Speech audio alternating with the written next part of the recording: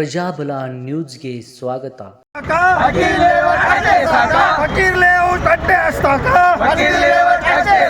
ಇನ್ನೆಷ್ಟು ದಿವಸ ನಿಮ್ಮ ದರ್ಪ ನಡೆಯಲ್ಲ, ಇದು ನಡೆಯಲ್ಲ,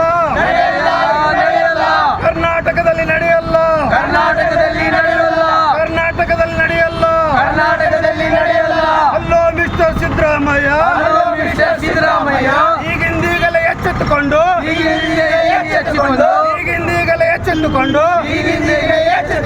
ಬಡವರಿಗೆ ವಸತಿ ನೀಡಿ, ಮಾನವ ಕುಲಕ್ಕೆ ಒಳ್ಳೆಯವರಾಗಿ.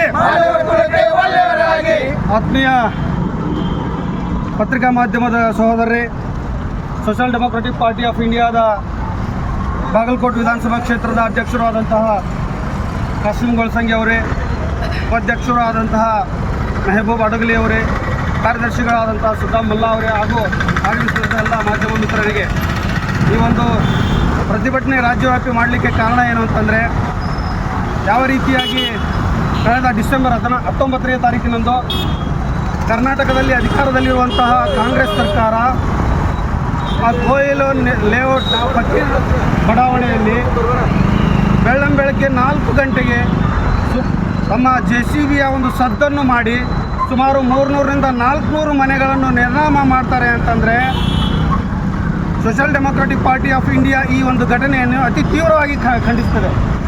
ಯಾಕಂದರೆ ಸುಪ್ರೀಂ ಕೋರ್ಟ್ನ ಒಂದು ಆದೇಶ ಇದೆ, ಯಾವುದೇ ಒಬ್ಬ ವ್ಯಕ್ತಿಯೂ ಕೂಡ, ಯಾವುದೇ ಒಬ್ಬ ಮಾನವನು ಕೂಡ ಒಂದು ವೇಳೆ ಅತಿಕ್ರಮವಾಗಿ ಅಲ್ಲಿ ವಾಸವಾಗಿದ್ದರೂ ಕೂಡ ಅವರಿಗೆ ಅದರ ಪರ್ಯಾಯ ವ್ಯವಸ್ಥೆಯನ್ನು ಕಲ್ಪಿಸಿದ ಹೊರತು ಅವರನ್ನು ತೆರವುಗೊಳಿಸುವಂತಿಲ್ಲ ಅಂತೇಳಿ ಒಂದು ಆದೇಶವನ್ನಿದೆ.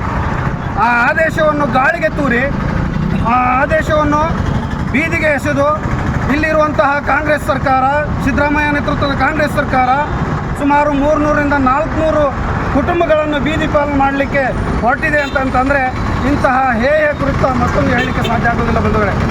ಯಾಕಂದರೆ ನಾವು ಅಂದ್ಕೊಂಡಿದ್ವಿ ಈ ರಾಜ್ಯದಲ್ಲಿರುವುದು ಜಾತ್ಯತೀತ ಸರ್ಕಾರ, ಬಡವರನ್ನು ಏಳಿಗೆ ತರುವಂಥ ಒಂದು ಸರ್ಕಾರ ಈ ರಾಜ್ಯದಲ್ಲಿ ಆಡಳಿತ ಮಾಡ್ತಾ ಇದೆ ಅಂತೇಳಿ ನಾವೆಲ್ಲರೂ ಅಂದ್ಕೊತಿದ್ವಿ.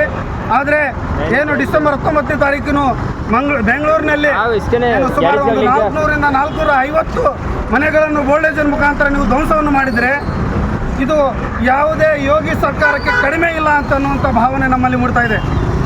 ಇವತ್ತು UPಯಲ್ಲಿ ಯೋಗಿ ಸರ್ಕಾರ ಬುಲ್ಡೋಸರ್ ರಾಜಕಾರಣವನ್ನು ಮಾಡ್ತಾ ಇದೆ, ಅದೇ ರೀತಿಯಾಗಿ ಕರ್ನಾಟಕದಲ್ಲಿ ಕಾಂಗ್ರೆಸ್ ಸರ್ಕಾರವು ಕೂಡ ಮಾಡ್ತಾ ಇದೆ ಅನ್ನೋದರಲ್ಲಿ ಯಾವುದೂ ಕೂಡ ನಿಶ್ಚಯವಾಗಿ ನಾವು ಹೇಳ್ತಾ ಇದ್ದೀವಿ.